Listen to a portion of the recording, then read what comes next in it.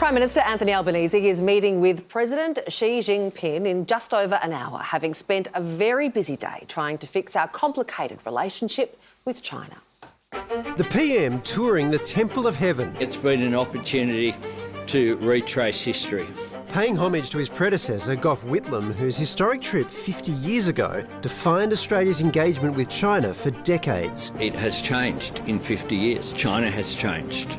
Australia has changed and the relationship has changed. The PM wants a relationship reboot after years in the diplomatic deep freeze. It's been a long time between drinks, and on some level, the mere fact of the visit, the mere fact of these high-level meetings is really significant. At the height of a spat in 2020, inflamed by calls from the former government for an inquiry into the origins of COVID, China dished out $20 billion worth of trade sanctions. Now, almost all have been lifted.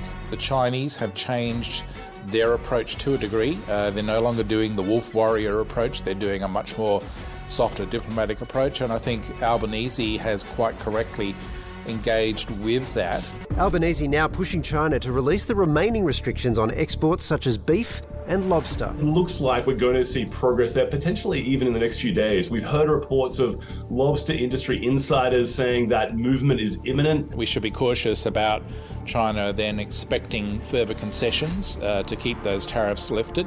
We shouldn't fall into that trap. Also on the agenda, human rights abuses, the South China Sea, and the release of Australian writer Yung Heng-jun.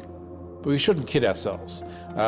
It's not a case of essentially the relationship improving to the point whereby there are no problems. I think that we need to be going into this with our eyes open and recognise that we're never going to go back to a relationship that existed, 10 years ago. So as the ice thaws on one of our frostiest relationships...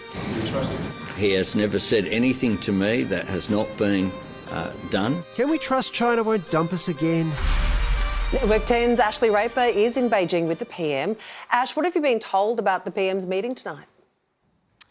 Look, this is such a highly anticipated meeting. I know that word is thrown around a lot, that it's significant, it's crucial, but it really is. Anthony Albanese is the first person to set foot in China as an Australian Prime Minister for 7 years. But look, there is a wariness, there is interesting language in the lead up to this meeting, because it's not about trying to fix this relationship to the extent of putting it back together as it was. There's been this term that's sort of been said behind closed doors, it's not a back to the future. It's about trying to find a more workable way forward. It's finding that balance and trying to navigate that for Anthony Albanese in that meeting in terms of trying to move the relationship forward. But the issues and concerns that have been there haven't gone away, and they will be addressed in the meeting, we expect. Ashleigh, the Prime Minister was at the Temple of Heaven today. We've got some pictures here of Albo on the stone that apparently lets you talk to heaven. What did he say to heaven? Look, I think he didn't say anything. I think he made some questions about it, but I don't actually think that he asked. I think the emperors used to come and ask for a bumper harvest. But look, it's symbolic for many reasons. At first, the Temple of Heaven was where Gough Whitlam came 50 years ago when he was the first Australian Prime Minister to come to China. And there's that famous picture of Gough Whitlam up against the wall with his ear to the wall, listening to the wall of echo. Now, Anthony Albanese came close to recreating that picture. He didn't put his head up against the wall, but he was there. So there was symbolism in that a Labor giant had come to China, and he was retracing those footsteps. But yes, at the Temple of Heaven, it is symbolic in terms as well, a bit of a sign that leaders, emperors, past Australian Prime Ministers have come there, they've given an offering and they want something in return. Hang on. An Australian Prime Minister had a direct line to heaven and didn't use it. Do you think that's acceptable? I think that is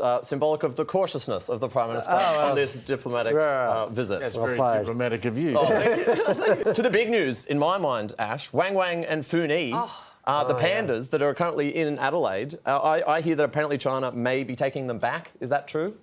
Well, yes, yes. From what I could gather, and Anthony Albanese's response when he was asked about that yesterday was, "I'm pro-panda," which, look, is a very political response, because I think it would be pretty bad to be anti-panda. But I think they are trying to work it out, because I think it is uncertain post next year whether the pandas will stay at the zoo. But Anthony Albanese has promised that this will be looked into and does form part of what he's doing. I don't think it's top of the agenda, but it is significant for somebody who is pro-panda.